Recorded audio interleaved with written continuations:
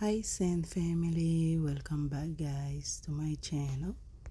Today I'm going to show you guys how you can make sauce using the goat meat, Haitian Sauce Kabrit. Okay, so this first part of this video, we always want to say thank you to our fans, to all the subscribers that supporting us and that don't speak Creole and watch our video. So we want to say thank you for that guys. Please keep supporting us and give us a like and share the video. Thank you. So nou vle di mersi ak tout Haitien kap gade video sa nan moment sa. Sou nouvo sou channel sa, s'il vous plaît pa biye, ba nou an like, supporte nou et partager. Pa bliye, j'aime toujours dire, lo supporter, lo ban mon like, lo partager, ou pas seulement aider me grandir, mon supporter que tu Lakay, ou supporter Manje Ayisyen, ou supporter nous. So nous disons merci pour ça, continuez supporter nous, continuez aider nous grandir, nous aimer nous guys. Merci pour tout support nous. So today I want to show you guys how you can make that food using those ingredients. Sometimes this is personally, sometimes some people do it different and some people doing it the same way. Gen moun ki kapap fel diferent et gen moun ki kapap fel même genre. So please, some of the stuff I added in there, like the parsley, the hot pepper. I just like to marinate my meat with it, so that's why I use it. But if you don't want to, you don't need to use it. So moi utilize piment pour moi nettoyer viande moi, parce que moi remen ak tout persi, moi remen lem fè sa yo, si tout lo ap lave viande nan bon bel ti sante. So, sou pa vle ou pa oblige mette sa yo, ou ka just lave lak sel avec vinaigre tout sa yo mette ya, mais sou vle ou ka utilize l wap remen. Ok guys? Sel sa m toujou di, e map toujou di lanko, lo bon mon like ou supporte e ou di ou remen lo we pati sa yo sur YouTube. Ou remen lo we mon a fe Manje Ayisyen sur YouTube. So, moi remen nou pou sa guys, continue de m grandir. So, when you give me a like, it's not only you supporting me, but you support Haitian food. You say you like what I'm doing, you like the way I show you guys how you can do it. You like how I show my Haitian culture on YouTube. And all those people that's doing it. So we love you for that guys. Please keep supporting us. Merci en pile guys. Nou we jam lave viande nan, nou we tout sa mwen mette, c'est ça yo mwen toujou ajoute. So le map lave viande, c'est kon sa mwen toujou lave tout viande mwen, parce que mwen reme sent sa yo la dan. Ok famille yo? So yes, that's all I put in there because I love to wash my meat with those stuff. So keep watch the video guys and give us a like. If you on this part of the video you forgot, please go back and give us a like. And if you don't subscribe, you new, please subscribe to this channel. Sou nouvo, oubliye pou te abone, pa oubliye, bon mon ti abone, bébé myo, bon mon ti like. Sou te oubliye pati sa, ou get arrive la, nan mi tan video a, fon ti back, bon mon ti like, bon mon ti partage, famille myo, mwen remen nou, merci en pile guys, paske mwen nouvo, ma pese grandi. So this is beef. This is beef skin. Yes, ça c'est pour beef skin. So we use it to make we're gonna add it to the sauce of the goat meat we're making. We're gonna add this in there. So dans sauce kabrit nou pral fè, n'a pa ajoute un ti pou bœuf la dan. So again, when you add it, it's gonna make it taste like a ragu, Haitian ragu. ok? So, c'est pour ça, moi, mettez pour le café, le gonti, goût, un son petit sauce ragou, un petit sauce collé. Guys, so, moi, t'ai acheté petit pot bœuf ça dans mon monde, moi, toujours acheté viande, et puis, moi, cleanly. C'est comme ça, moi, nettoyer. So, I buy it from my friend. This is how I clean it, guys. This is beef skin, okay? So, it's good for your health. It help you, like, if you feel sometimes you might feel like you're a little bit weak, it's good to drink those so you can make bouillon with that skin and it will help you. So me, I'm gonna add it to my goat meat to make some sauce. Moi-même, moi, pour l'ajouter, pour moi, qu'à faire sauce la veille, moi, l'ajouter la viande, moi, me faire sauce.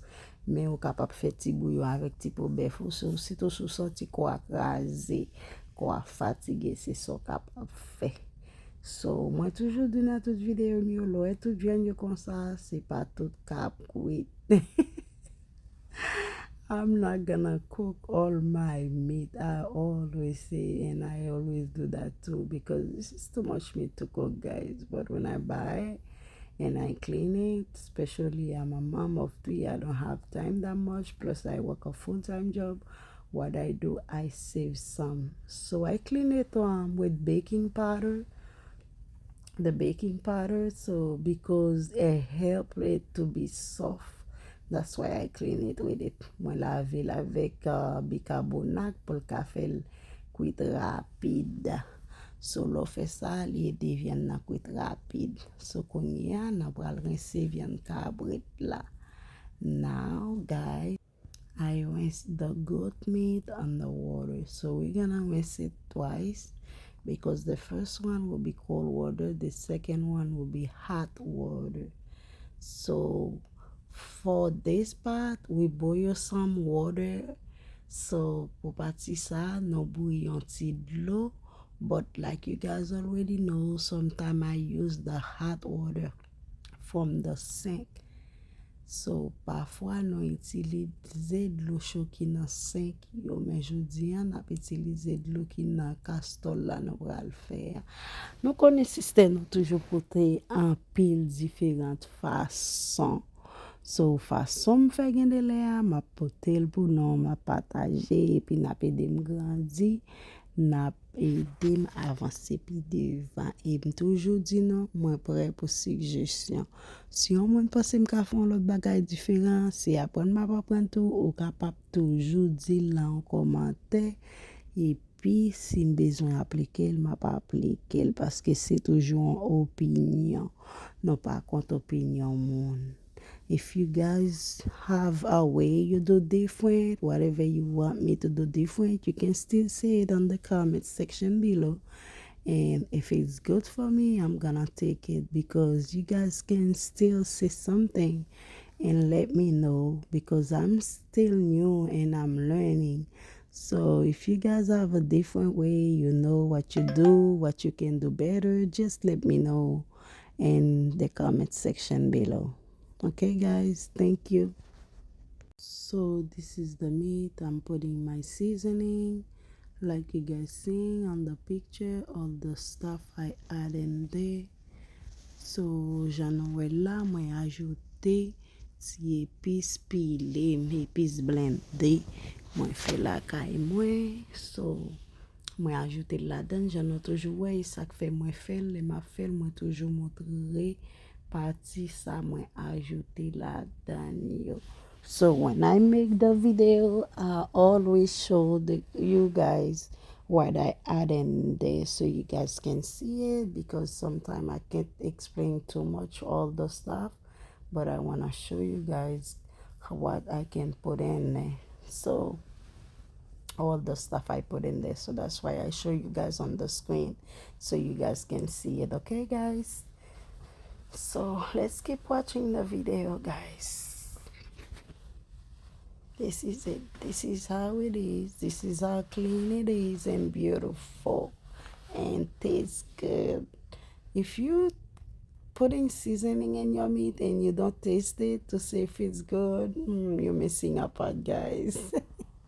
So ap trepe viande ou pa fon ti goutel pou e komanye, se ke ou pe di 3 ka nan vou. Okay, this is it. This is the meat. It's clean and beautiful. Now we're ready to go cook. So, non pre pou nan fe manje a, kon yan a mette ti pou bef la bouilli a pa. Pou ki sa mwen mette l bouilli a pa?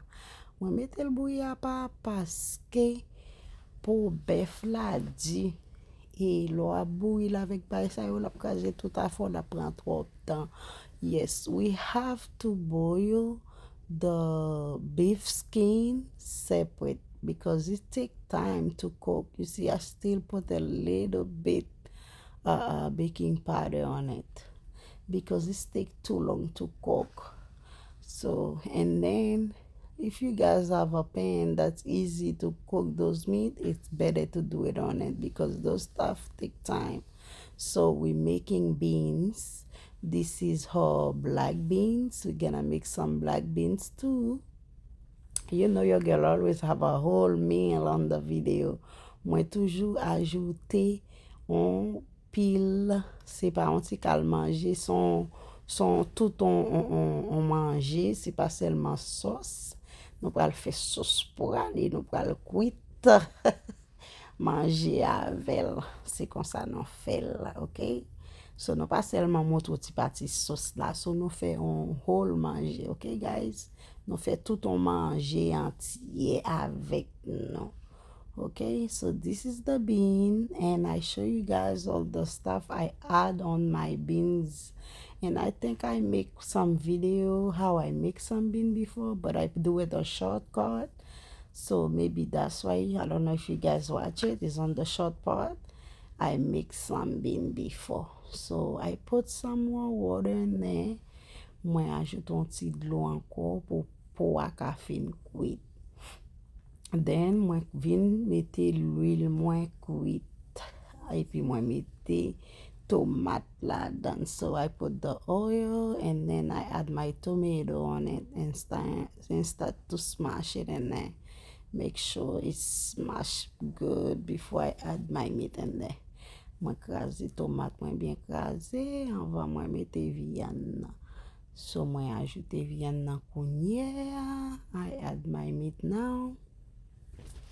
So yes guys, please guys, this the only way you can support me is subscribe to this channel and give your girl a like.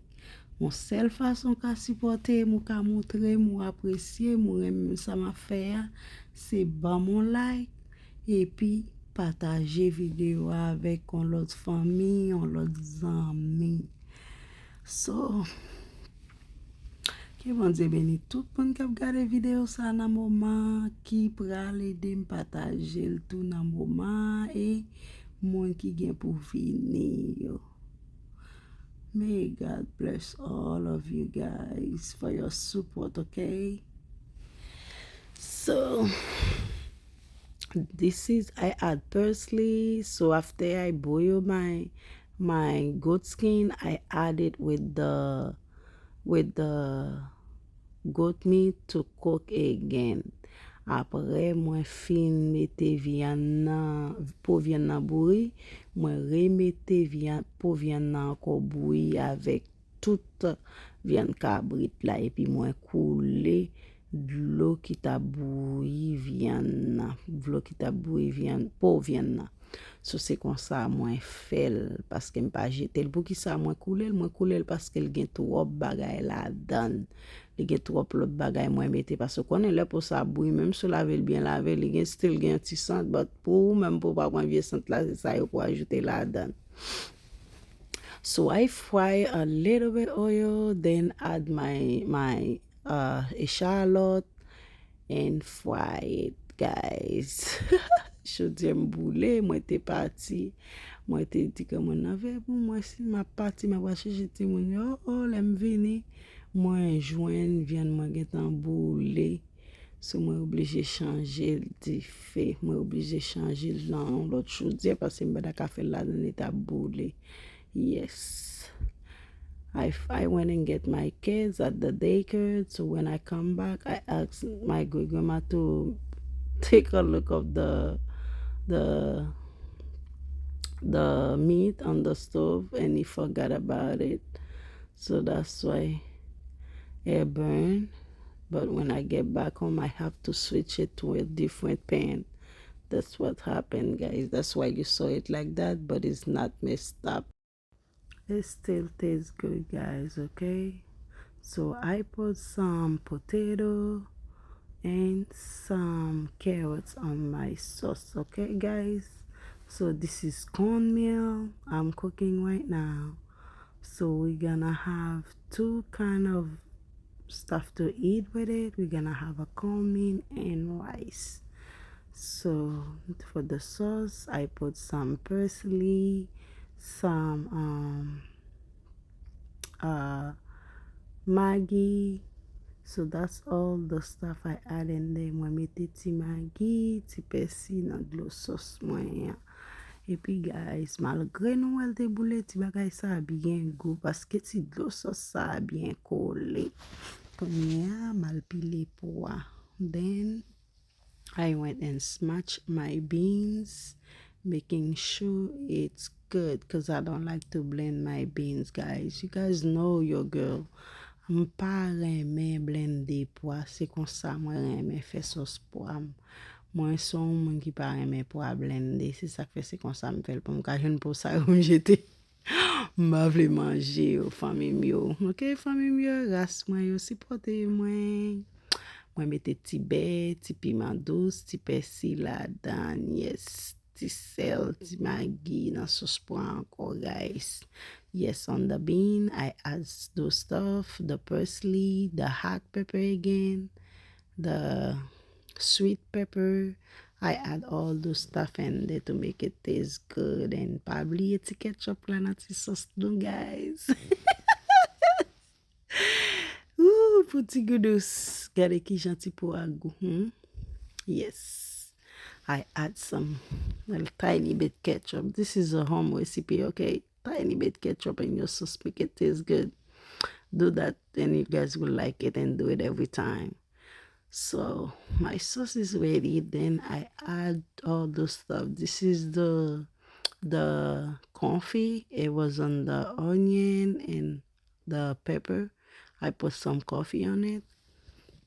So c'est un petit confit qui était dans oignon avec piment douce yo. C'est ça que fait nous ajouter ces restes de sauce là-dedans parce que c'est un bon petit confit gardé pour nous petit mon petit sauce là bien taché les collé. Mais bagay ça sont un bon banane boule de manger petite c'est mot pour nous. Bouche pas couille de l'eau là encore il t'a pas parlé à la malgré me autres manger t'aller à la dedans. Ti bouche m'a couille de l'eau, ti bagay ça bien bon, guys. Al fait et puis vin dim si nous remen recipe ya si le goût. Faut aller pour nous vin dim si nous el bon parce que ouais ti bagay ça montre nous là pas de bon li bon en pile li goût. C'est ça, so fait le même genre montre li ou pas regret et ou après men. Okay guys, c'était tout ça. That's all for today. I love you guys and thank you for watching my video, for supporting me, and thank you to all my people that don't speak Creole and my people that speak Creole. I love you all guys. Mwah, mwah, mwah. Bisous. Bisous.